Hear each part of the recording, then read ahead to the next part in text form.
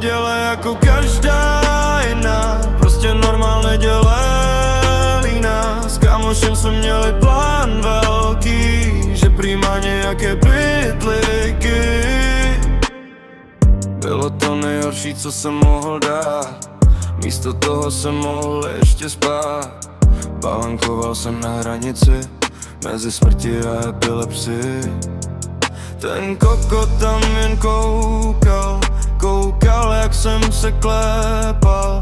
Dědu v nebi jsem viděl, málem jsem odtud zmizel. Byla neděle jako každá jiná, prostě normál neděle líná. S kámošem jsme měli plán velký, že prý má nějaké pytlíky.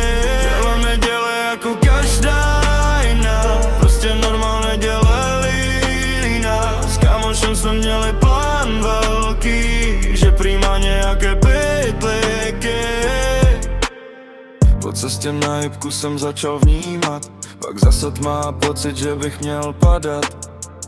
Na pokoji jsem se vzbudil a došlo mi, že mě zradil. Nebyt random chodce, jedou benga to hlásit matce. Doteď si to vyčítám, teď jen to cítit už nedám.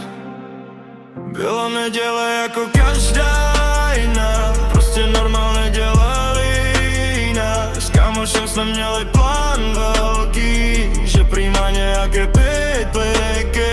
Byla neděle jako každá jiná, prostě normál neděle líná. S kámošem jsme měli plán velký, že prý má nějaké pytlíky.